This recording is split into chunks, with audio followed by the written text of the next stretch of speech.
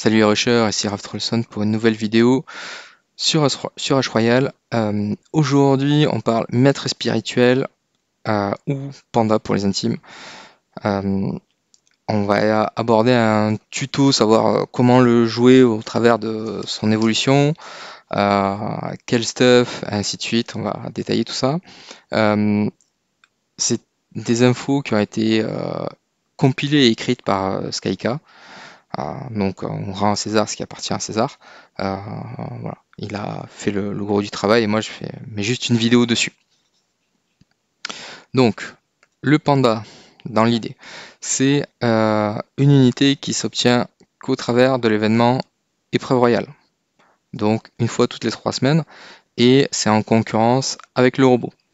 Il appartient à l'Alliance de la Forêt.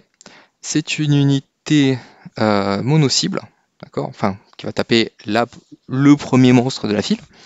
Et sa particularité, c'est que contrairement à toutes les autres unités du jeu, il a jusqu'à 10 power-up, mais chaque power-up ne dure que 15 secondes. Ce qui fait que il a un gameplay qui est totalement différent des autres unités. Là, on peut faire vraiment de la micro-gestion. D'accord? Donc on va vite fait regarder ses talents. Donc au talent 9, on a le choix entre élixir de vie et poussée de vie. Le talent de gauche a 30% de chance de rembourser le mana dépensé pour le power-up. On verra que du coup, ça peut être intéressant. Et la poussée de vie, c'est dès que on est au-dessus d'un power-up de 7, un maître spirituel a 15% de chance de gagner un rang de fusion. Donc c'est un talent qui a l'air hyper puissant. Attention cependant à ne pas gaspiller vos chances. Si jamais vous vous laissez traîner des pandas tiers 1, tiers 2, allez, tiers 3 admettons, et que c'est eux qui bénéficient du rang de fusion, ça peut mettre un peu les boules. Donc attention sur ce talent-là. Après, en talent 11, on a le choix entre puissance de la pierre et puissance de la terre. Donc quand même une grosse histoire de cailloux, tout ça. Le premier à gauche, quand on fait un power-up, chaque panda a 40% de chance de lancer un rocher sur une unité ennemie. Et on va l'étourdir pendant 4 secondes. Donc ça a l'air vachement rigolo, voire même toxique dans certains cas. Donc à voir, ça peut donner lieu à des stratégies peut-être assez drôles, en théorie en tout cas. Et après on a puissance de la terre, et donc c'est après un power-up de mana, on a 40% de chance de lancer un rocher sur la chaîne de monstres. Donc c'est un endroit sur le fil des mobs, et on va leur coller 1500 de dégâts, on va les étourdir pendant 2 secondes, et surtout, le rocher est affecté par le bonus de dégâts du power-up de mana. C'est-à-dire que si on a 1000% de dégâts en plus, le rocher fera 1000% de dégâts en plus. Donc ça peut être hyper intéressant si on se fait hard push. Après, en talent 13, alors, on va avoir le choix entre deux choses, puissance des flammes et puissance de tempête. C'est deux talents qui se déclenchent à partir du niveau 7 de power-up. Et donc le premier, à gauche, transforme tous les pandas en esprit du feu. Donc c'est hyper rigolo, ils crachent des flammes et tout, c'est marrant. Et pendant 7 secondes, ils ont une attaque de zone de 25%. Donc en soi, pourquoi pas, ça pourrait être pas mal. Et en face, on a puissance de tempête. Après un power-up de 7 ou plus, il va se transformer en esprit du vent pareil pendant 7 secondes. Mais lui, là, il a deux choses. C'est-à-dire qu'il augmente sa vitesse d'attaque contre les boss et mini-boss de 85%. Donc il double quasiment sa vitesse d'attaque. Et il a 50% de chance de purger tous les effets négatifs sur lui-même. Une chance sur deux, c'est pas anecdotique. Alors, il faut savoir, sur ce temps-là, c'est chaque panda a une chance sur deux. C'est pas tous les pandas vont tout purger ou aucun panda ne va rien purger. C'est chaque panda vit sa vie, quoi. Et le talent 15, bon, on n'a pas trop le choix. Les chances de critique augmentent de 0,4% pour chaque power-up de mana. En gros, si on est tout le temps au max, chaque panda a 9% de crit au lieu de 5% de crit de base. Donc c'est pas négligeable sur la durée, surtout si on couple ça au bonus de dégâts. Sachant que, pour petite explication ici, ils nous disent, donc voilà, si on est au max, donc on a un power-up de dégâts critiques à plus 100%. Et ici, ils nous expliquent bien que si on a par exemple 1000% de dégâts critiques et qu'on a 100% de bonus dessus, c'est comme si on avait 2000 de critiques. Du coup, pendant 15 secondes, on est à, moi dans mon cas, je serais à 6300 crits par exemple. Ce qui paraît totalement débile. Mais pourquoi pas? Bon, ça nous arrange, on veut jouer Panda. Donc ça, c'est pour les talents. Je vous parle des power-ups depuis tout à l'heure. Donc hop, je vais afficher ça. Tac. Voilà. Donc ça, c'est le coût des power-ups de mana. Donc pour passer de 1 à 2, ça coûte 10, de 2 à 3, ça coûte 30, et ainsi de suite. En vert, c'est ce qui est actif, ce qui a un effet, donc puissance de tempête ou puissance des flammes. On voit que ça coûte assez cher, d'accord, 500, 1000, 2000, 4000, 8000. Et c'est 8000 pour 15 secondes, donc ça revient vite cher. Donc ils sont rigolos, les devs, ils nous ont mis un petit tuto là, ils nous ont quand ils jouent pour nous expliquer comment jouer, et nous expliquent que il faut être très vigilant et que en gros on n'augmente pas tant qu'on perd pas l'avantage. Voilà. Ce qui paraît, on va dire, être du bon sens, mais ça peut être vite grisant en fait de faire des power-up et de cramer tout son mana et de se retrouver le bec dans l'eau. Donc ça, c'est la carte en elle-même. Maintenant, il faut qu'on regarde déjà quel stuff on peut lui mettre, et après on va voir avec quel héros, au fil des évolutions, on peut aller la jouer. Donc, le panda, on rappelle, il est mono-cible, d'accord. Du coup, ça veut dire que il faut être efficace. Pour être efficace, il faut faire le plus d'attaques possible. Donc si on veut faire le plus d'attaques possible, on n'a pas des milliards de solutions, il faut jouer une lance. La fausse bonne idée, c'est de se dire, il est gourmand en mana, donc on va jouer bâton. Le problème, c'est que bâton, il va pas couvrir toutes vos dépenses si vous faites hard push. Donc, on va rester sur une lance. Au niveau de l'armure, on va avoir un peu plus de choix. Donc, dans l'idée, veste de chasseur pour handicaper l'adversaire. On va avoir après la cotte de maille. Tac. Comme ça, il fera moins de dégâts. Ou sinon, on va avoir l'armure du chevalier. Alors, est-ce que j'ai perdu? J'ai inversé les deux. Hop. Donc, cotte de maille et armure de chevalier. Alors, en note de la part de Skyka, il nous explique quand même que l'armure est intéressante si on est à plus de 4000 de crit. D'accord. L'idée derrière ça, c'est que on baisse le bonus de dégâts critiques de l'autre joueur, mais en gros, si on baisse de 10% quelqu'un qui a 4000, c'est comme s'il était à 3600.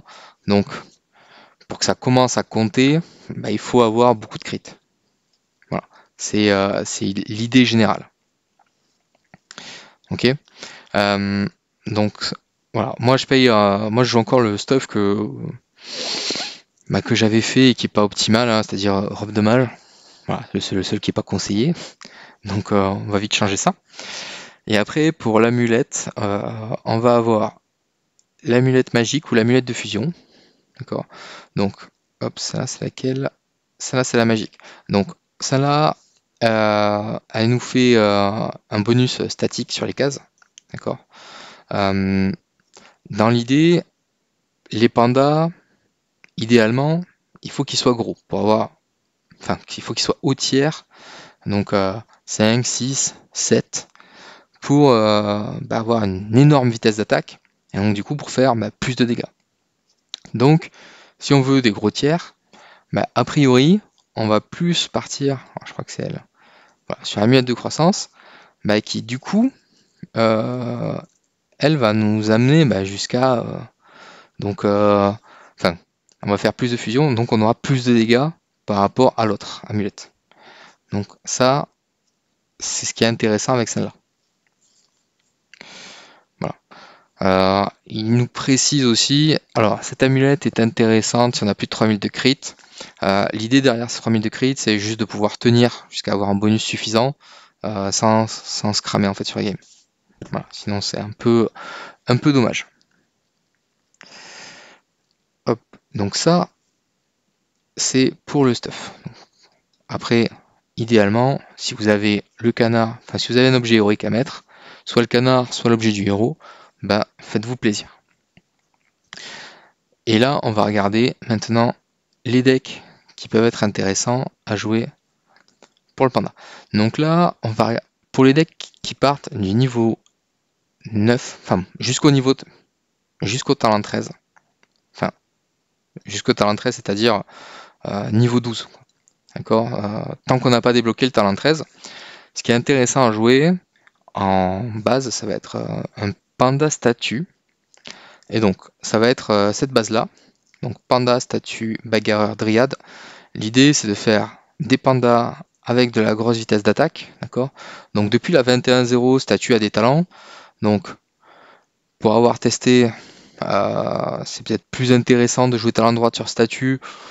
Mais c'est pas un deck que j'ai poncé. Donc, au début, enfin, voilà. Donc, peut-être que ce talent est plus intéressant si on arrive à faire beaucoup de pandas.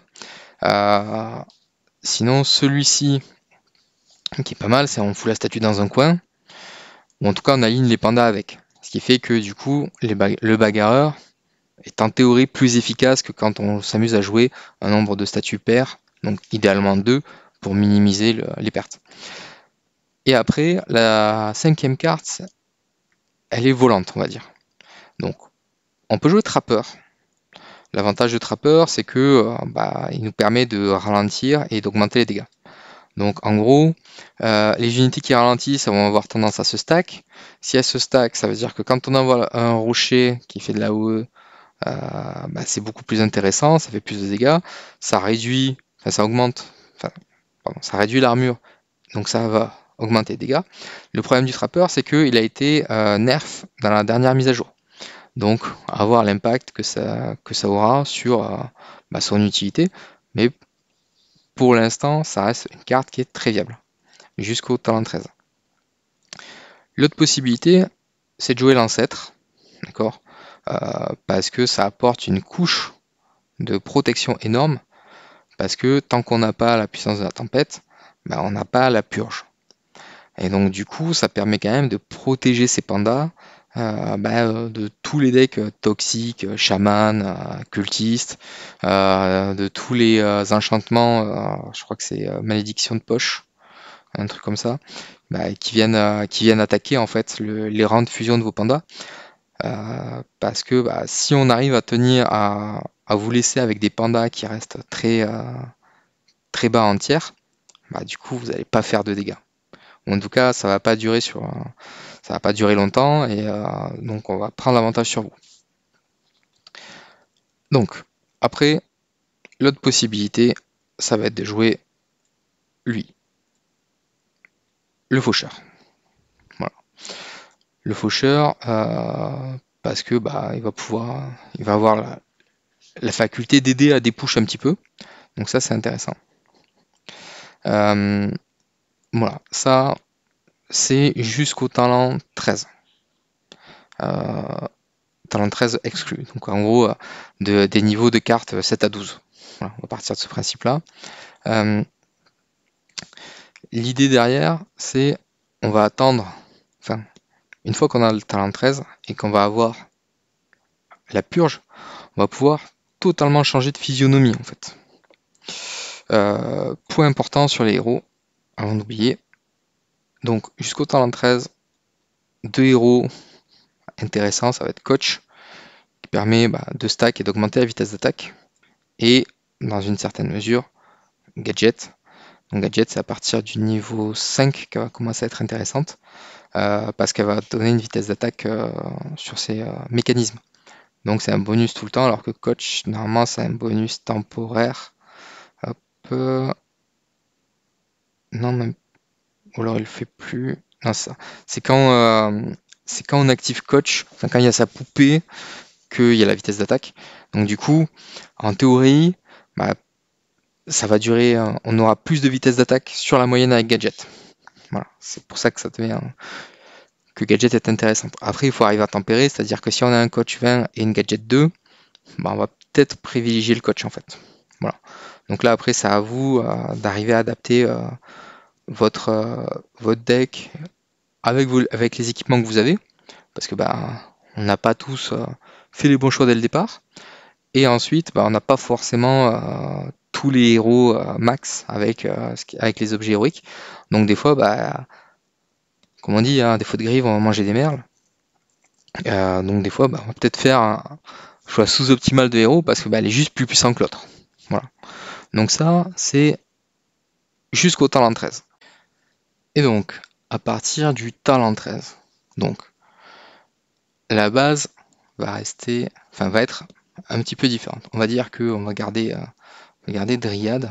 Donc la Dryade, on va la mettre en slot 2 parce que elle, c'est sûr, elle va jamais bouger. Dryade, hop là, tac, ici.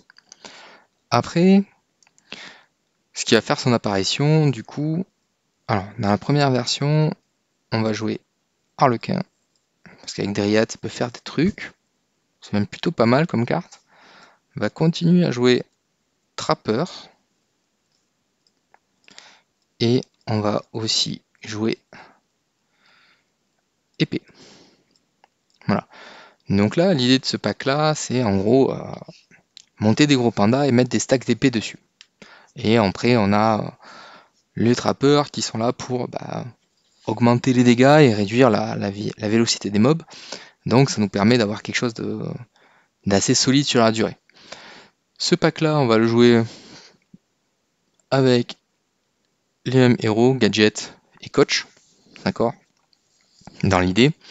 Alors, on fera des variantes sur les méta-cancers, mais globalement, s'il y a trop de cancers, Marie et Sirène sont jouables. Marie juste parce que ça va hard push, et Sirène parce que ça va offrir beaucoup de protection. Voilà. Donc gadget, Sirène, Marie, éventuellement coach si vous avez un trop gros écart de niveau pour ce deck-là. Ce deck-là a une variante qui est plutôt rigolote. Hop. Et c'est si en fait on vient juste modifier le pack en faisant ça. En mettant une sirène.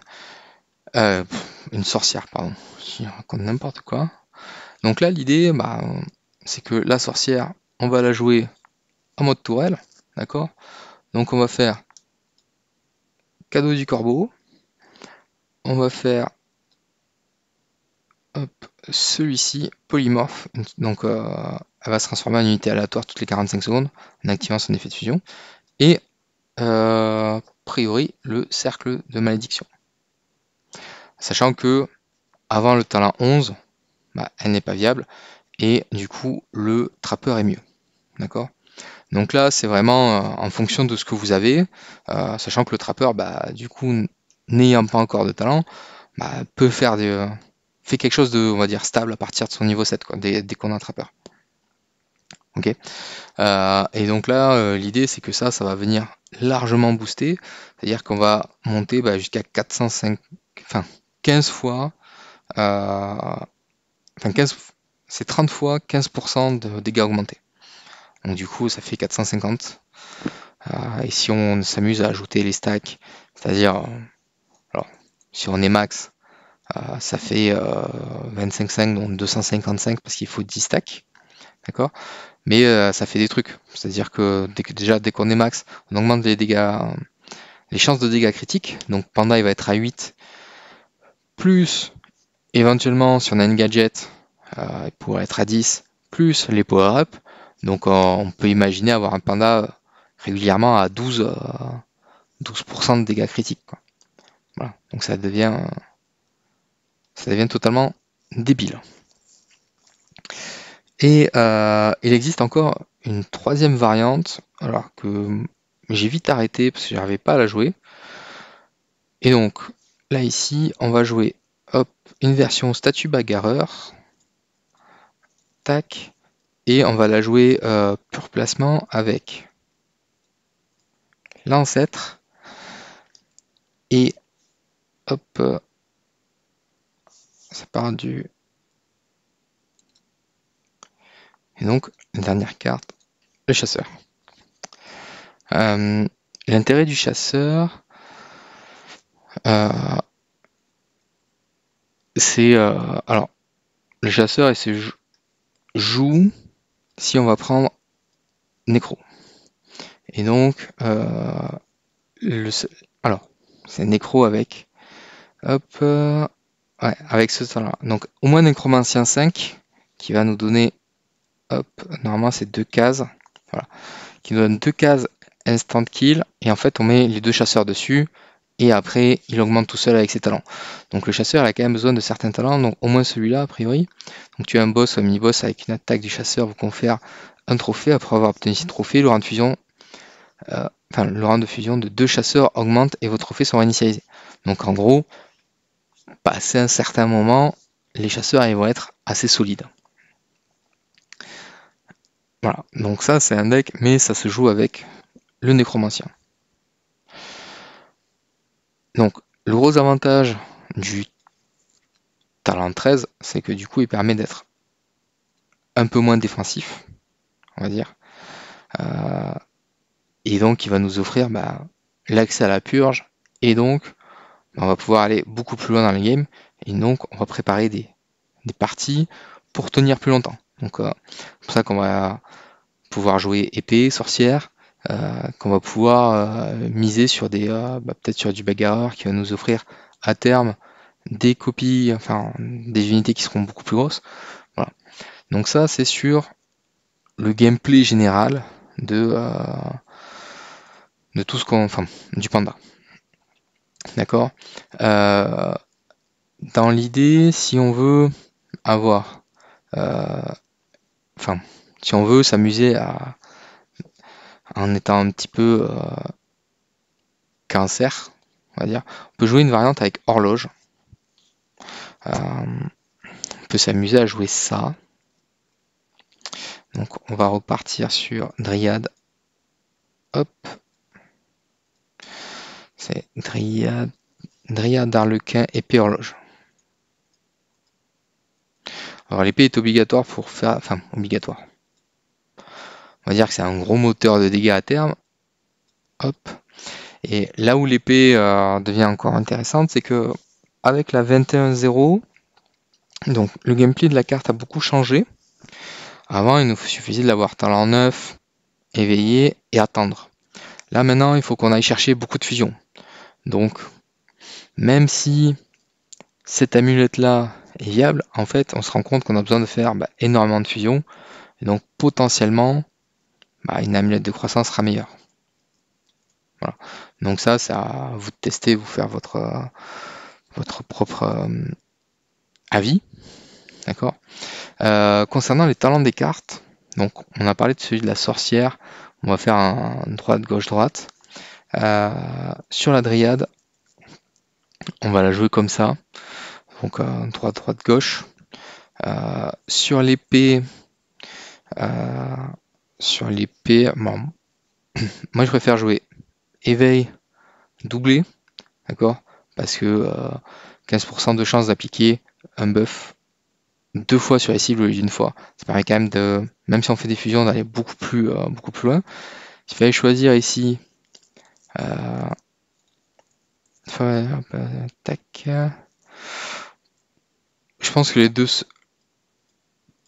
vont peut-être se valoir dans le pack. C'est-à-dire que une épée bleue qui affiche, ça va permettre d'assurer. Étant donné que ça déstack plus, ça permet quand même de se dire tant que j'ai des épées, je vais pouvoir monter. je vais pouvoir monter mes stacks, ça va pouvoir assurer un petit peu. Et après, bah, celui-là, il change pas de talent, donc voilà. Ça, c'était pour les talents des cartes annexes. Vivement que les autres cartes, Harlequin, Trappeur, Horloge, aient des talents. Et après, donc en enchantement, sur le stuff, ça c'est la dernière partie. Dans l'idée, on va chercher contre-sort. Voilà. Contre-sort épique ou légendaire. Idéalement légendaire, mais après on va pas spécialement choisir. Et après, les autres, euh, les autres enchantements légendaires. Et après le frisson du combat. Alors c'est pas celui-là. Est-ce que je vais en avoir un de frisson de combat? Est-ce que j'en ai un ici? Oui, celui-là. Non, raté, je me suis fait avoir par l'image. Ici. Voilà, frisson du combat. Donc 1% de chance d'augmenter les dégâts critiques d'une unité de cette faction de 10% par demi-seconde après avoir tué un monstre. Donc ça c'est quand même plutôt pas mal. Ça veut dire que on a. Étant donné qu'on voit pas mal de mobs sur chaque vague, ça permet quand même des push régulièrement. Voilà. Donc ça c'est les enchantements qu'on va choisir. Avec le stuff et ainsi de suite. Donc ça c'est la base pour le panda. Là cette semaine elle est un peu spéciale parce qu'on a une bénédiction forêt avec une augmentation, enfin avec l'augmentation des chances de coup critique pour unité de cette faction de 4% pour chacune des unités dans le deck. Du coup c'est pour ça que j'en suis rendu à jouer ça. C'est-à-dire que là de base j'attends d'avoir gadget 10 à 2 shards pour avoir 2% en plus. Là ça veut dire que Panda a de base 21% de chance de critique, 23 quand il y aura gadget 10. Et après, on va rajouter les power-up. Et comme on essaye de tourner aux alentours de power-up 7, ça fait 2,8, ça fait quasiment 26% de chance de critique, ce qui est à peu près n'importe quoi, et ça fait des gros pandas. Voilà, ça c'est ce qu'on peut dire sur Panda à l'heure actuelle. Donc là, on est en train aussi de digérer la mise à jour de la 21.0 par rapport au gameplay. Alors, le deck se joue aussi pas mal avec Zeus niveau 15, parce que à partir du niveau 15, quand on a 5 ou 6 cases qui ont la possibilité toutes les 30 secondes d'augmenter, même si c'est que, je crois, c'est 15 ou 30%. Voilà, attends, on va juste vérifier ça ici. Hop. Là, lui, 15% de chance d'augmenter le rang de fusion sur une case qui est chargée. Ça fait quand même beaucoup le taf. Ça change d'une partie en fait, d'avoir un Zeus niveau 15 quand on joue Panda. Oui, quand on joue à peu près le reste aussi. Hein. Mais du coup, ça nous permet d'arriver très vite sur les hauts tiers de Panda. Et là, ça devient vraiment très fort. Quoi. Voilà, donc ça c'est globalement les infos qui vous permettent d'appréhender un petit peu Panda. Voilà, j'espère que ce genre de vidéo ça vous plaît. S'il y a besoin, on en fera d'autres. Voilà, n'hésitez pas à laisser. Et puis je posterai une autre vidéo d'un test de ce deck là parce que c'est rigolo. Voilà. Allez, je vous dis à bientôt dans une prochaine vidéo. Salut!